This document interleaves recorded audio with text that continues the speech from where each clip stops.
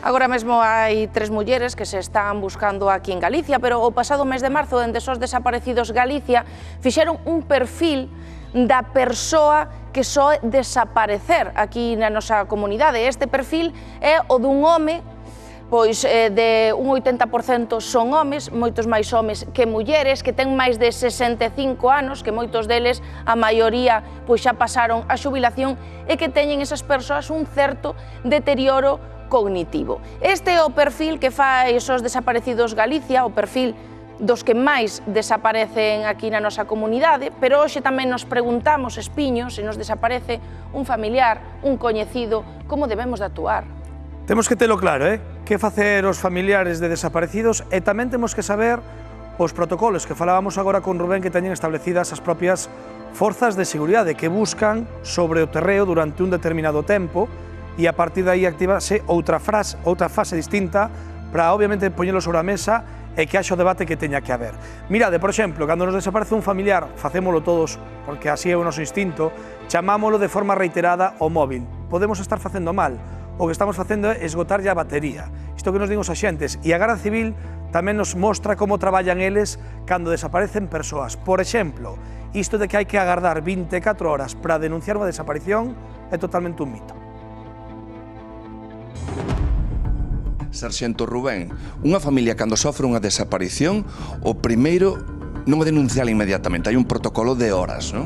O primeiro que debe facer é acudir inmediatamente a un cuartel da Garda Civil ou ben a unha comisaría da Policía Nacional ou ben, se atopa lexos desas dependencias, pois chamar telefónicamente o antes posible a algún axente que poida axudarlle.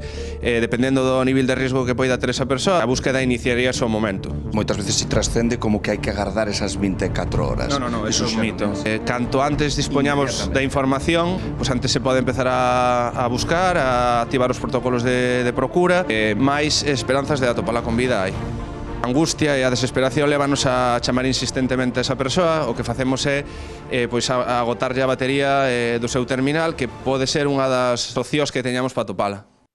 Débese dar unha descripción o máis precisa posible, é dicir, hai datos básicos como son o nome, apelidos, DNI, a idade, pero tamén é moi importante, por exemplo, o cor da pel, se tiña tatuaxes, se tiña piercings, que roupa levaba, por exemplo, se levaba un bolso, de que características son ese bolso, se ten unha enfermidade, se toma medicación. Bueno, hai unha serie de parámetros que xa están establecidos na denuncia que son moi necesarios para os investigadores. Pode ser unha desaparición consciente, pode ser involuntaria ou pode ser incluso delictiva. En función de eso, pues, dá un nivel de risco. En función de ese nivel de risco, pues, empezaríamos a traballar sobre esa información. Que vai determinando que se empreguen según que elementos a hora de buscar unha persoa? Sí, pois lóxicamente a descripción xeográfica onde se perdeu, é dicir, zona rural, zona urbana, se hai ríos, se hai lagos, se é zona de interior. Pode durar días, como pode durar semanas, sempre que haxa unha posibilidade de encontrala, unha posibilidade real de encontrala con vida ou que nos permita ter unha proba para tirar por unha línea de investigación. Como quen dice, reconstruir un pouco a vida da persoa hasta o momento que foi desaparecida, con que se comunicou, falar con testemunhos. Porque o protocolo de desaparicións e de búsqueda de desaparecidos, o novo está quentiño, non? Recente. Recentemente actualizado, de fecha 17 de novembro. Ten novidades, como unha carta que se entrega aos familiares donde leva unha serie de recomendacións, unhas melloras novedosas que intentamos que señan o máis productivas posible. E sempre co obxectivo de localizar a persoa desaparecida. Sí, lóxicamente, intentar localizala con vida, no peor dos casos intentar atopala.